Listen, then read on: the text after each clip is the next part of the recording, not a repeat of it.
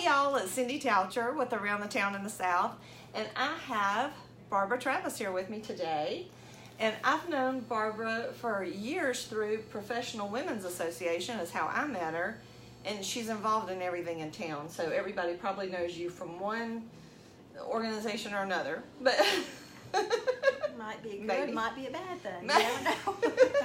But today what we want to talk about is something that Barbara has kind of a charter member in Mississippi, I think, is the Women in Rotary. And you actually have, well, first of all, let's just, for people who aren't familiar with Rotary, tell us what Rotary Club does. Rotary Club, we always like to say, is the world's largest and oldest service organization. And it's a group of business people that do good in the world. They see needs that need to be met, whether it's in the community or whether it's large things international. You know, Rotary's been responsible for almost curing polio all over the world. Wow. Partnering with the Bill Gates Foundation. So it's service. It's service. And service. And how long has Rotary been in existence? Rotary has been in existence since 1905, which is Wow. 114 years. And actually, Cindy, you'll like this, it was started in Chicago. That was the very first club. And that club was formed by a gentleman named Paul Harris, who was an attorney. And he really formed it on a friendship basis. He got three other friends in different professions, and they would just meet, you know, as we're meeting here talking as friends. And then they decided at one point, you know, we should do something for the community. Let's do a service project. Oh. And from there, it's grown worldwide. I could go on for days telling you about it, but you would find this interesting. Their very first Rotary service project was a public toilet in Chicago, because they saw all these homeless people and people in the street that had no toilet. So that was the very first Rotary service project. Well, that's very interesting. Well, okay, now women have not always been members of Rotary. For a long time it was strictly a men's organization, and you said it was even in the bylaws. Oh yes. That it was a men's, like networking or service organization, but it was all businessmen.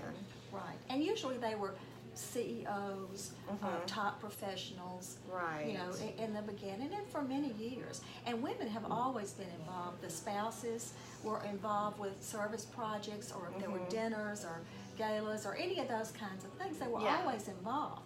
But they simply were not allowed to be official members.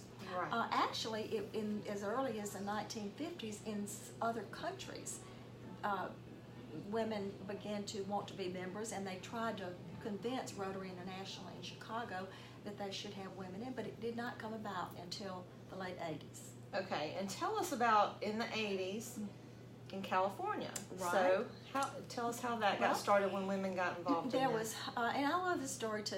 It's very unique. In Duarte, California, which is a small town, there was a very small Rotary Club there.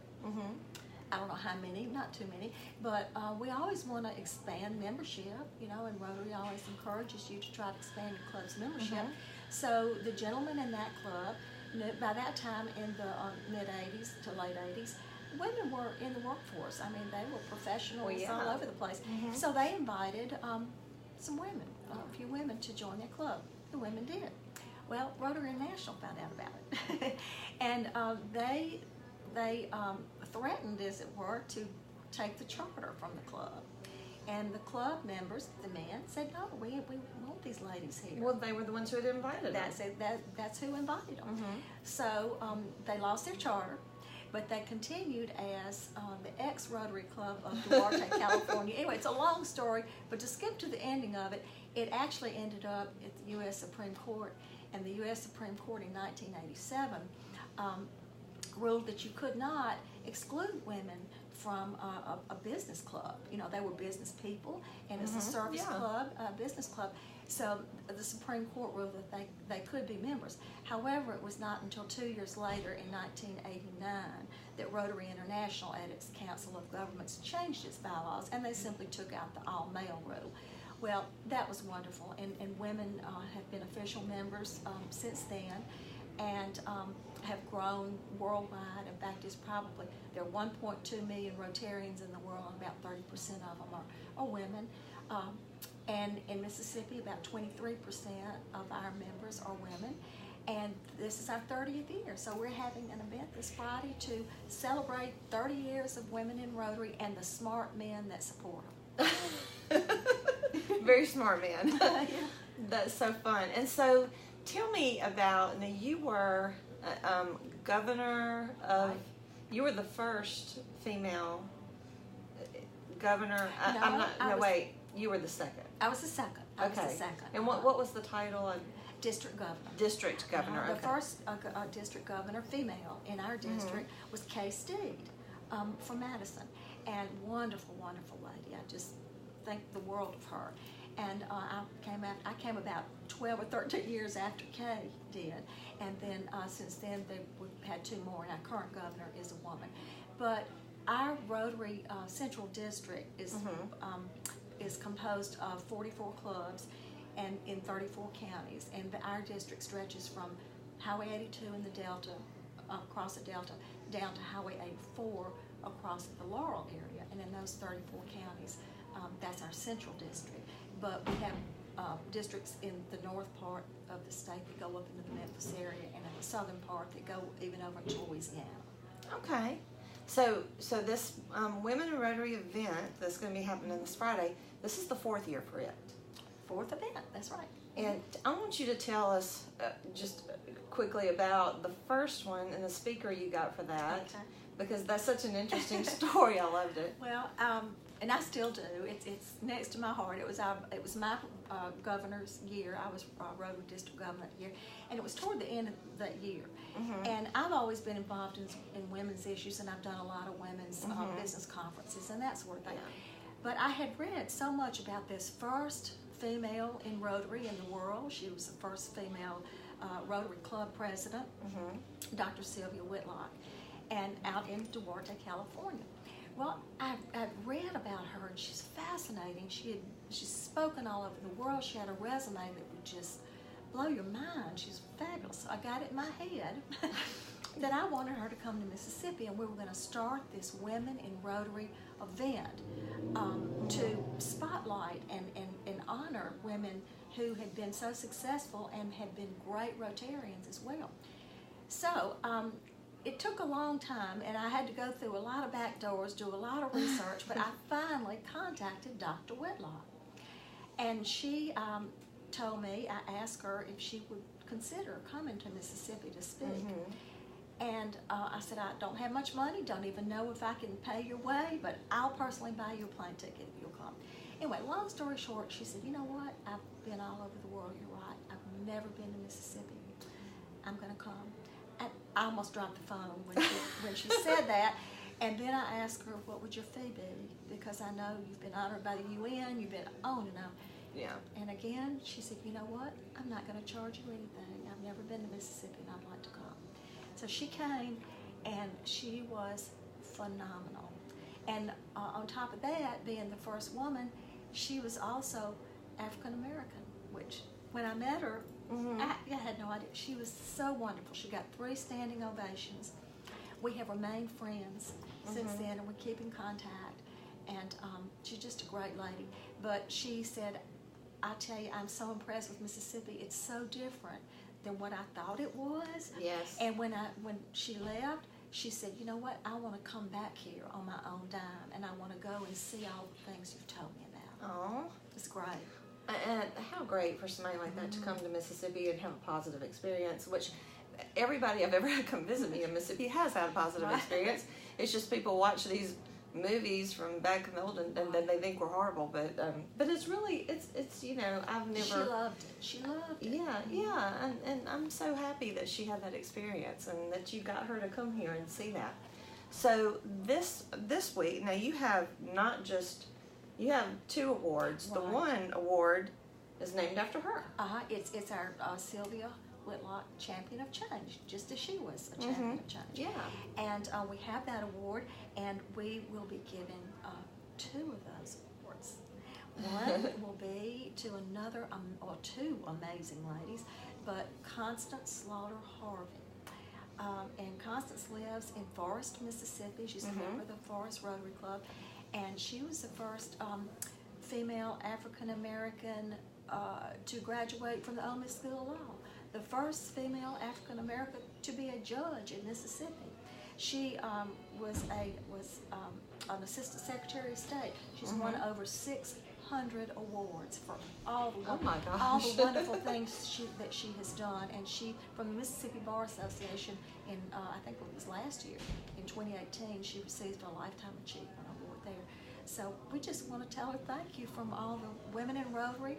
And she'll be there. Then we also have Nora Miller, who's president of MUW, and she advanced from being a student all the way through the ranks, and now is our first student to become official president of MUW. That's so She's neat. just a fabulous lady. Then we have a third award, which is the Pat Fordyce Award, and everybody knew and loved Pat, and you know what wonderful things she did for our state and how she promoted it. Yes. Her son and her one of her granddaughters are great Rotarians, and they come every year to help give this award. And that award is given for excellence in community and humanitarian service. And this year, the winner is Senator Lydia Chassenal from Winona. Oh. And Senator Chassenal has a long list of things that she's accomplished as well, but she is also chair of the Senate Tourism Committee. So she promotes the state all over the place like Pat did. Yeah. So those are our winners this year, and we're so excited. We usually keep it secret from them, but we found it a little bit more fun. Well, you want to make sure they're there. Make sure they're there, and that they're not caught off guard, and that they have a chance to think through some comments that they might want to make. And they may want to invite some people. They do. That they want to be there. We highlight their success, but what we do is to ask them in their comments to please tell their stories, tell their Rotary story, and tell about how they got into Rotary, who invited them into Rotary, because you have to be invited, and then also how their service and all the things that they've done through Rotary and learned through Rotary has helped them in their personal and their career path. So it'll be real interesting. It will. That's so much fun. So now, what if you have to be invited into Rotary, what if somebody wanted to be involved with Rotary? And very simply, Rotary has changed a lot for one, other than just women, and we're really reaching out. It's very diverse, very diverse. It's not like the old, your grandpa's Rotary Club, which is nothing wrong with that. It's still based on service. But there's not, you don't have to come every week. We'd like for you to, but that used to be a steadfast rule. The Rotary police would come get you if you didn't come to a meeting, But the way you do that, and we're trying to reach out and let people know more about Rotary, is to simply, for example, our Central District website is rotary6820.org. You can just go there and click around, kind of see what we do. If you wanted to be a Rotarian, all you do is say, Barbara, I'd love to come to one of your meetings or come find out about that. You come and we invite you. If you want to be a Rotarian, you just let someone know and attend a meeting, find out about it, and if you have a servant's heart, then you're a Rotarian. That's so neat. And I know right here in the Jackson, Mississippi area, there's several Rotary clubs that meet. A lot. I have so many friends who are women who are in. I have men also, but I know mostly of the Rotarians I know are women. I guess just very active. Yes, and so there are, and you catch me off guard about the exact number. I think there used to be roughly 12 clubs in the whole metro area that were Rotary clubs. But for example, I'm in Rankin County. I'm a member of the Rankin County Club and have been for many, many years. But and it was a larger club to start with. But as Rankin County grew, then in the Lakeland Drive expanded, Highway 49, all these things. Then we split, and now we have three. We have a Rankin County, a South Rankin, and a Flowood Club. And also there are many clubs in the whole Jackson area. So I think there are roughly 12. I could be wrong about that. I haven't counted all of them. But there's a Rotary Club wherever you want to go. Worldwide. That's it. That's 35,000 clubs worldwide. That's amazing. Well, thank you so much for coming and just shedding some light on the Rotary, the women in Rotary, and Rotary in general, because a lot of people have heard of the meetings and may not know exactly what they are, what the club is about. We have great speakers, great camaraderie. We do all kind of service projects, but we just love coming together every week and having lunch and and having a really good speaker. And let me add this really quickly about our Friday meeting. It's called Women in Rotary, and we're celebrating that. But everyone's welcome. 25% of my registrants are men, so it's not just a women's meeting. It's to honor the women, Exactly. but it's not exclusively for women to attend. Not. That's good to know. Yeah. And it's probably getting close to not being able to get tickets, though. Pretty much. you can go to Rotary 68.org and you can find information on it, which will give you my address and my email, which you'd have to contact me now. I think the online registration is closed. Yeah. Okay. Well, thank you so much for meeting us today. I want to thank our sponsors for letting us be able to bring you these stories. Odom's Eye Care is off of Old Canton Road in Jackson. It's the oldest eye care in Jackson, 72 years they've been in business, which is a long time. They must be doing something right. And even if you have great vision, you still need to make going to the eye doctor part of your health care, because they can find all kinds of diseases from looking in your eyes, diabetes and all kinds of things like that. And and if you're sitting at a computer all day, which, I mean, who gets away from that? Who's lucky enough to not be on screens all day? You can get blue blocker glasses that don't have to be prescription, and that helps you to keep from your eyes from getting tired and headaches and everything. So there's so many reasons to go to the eye doctor besides just poor vision. So we want to thank Odom's Eye Care, and also Chaney Day Parade. Karri Chaney, she's a very talented photographer. She does children's photography and family and maternity, and she just does great work. And she does classes every once in a while. I've taken one. And she has a blog, so you can follow her blog and get tips on photography and just interesting stories that she comes across while she's doing her photography. But we thank both of those sponsors. And thank you so much for being here with us today. This has been great fun. It was fun. And we'll be seeing you around the town.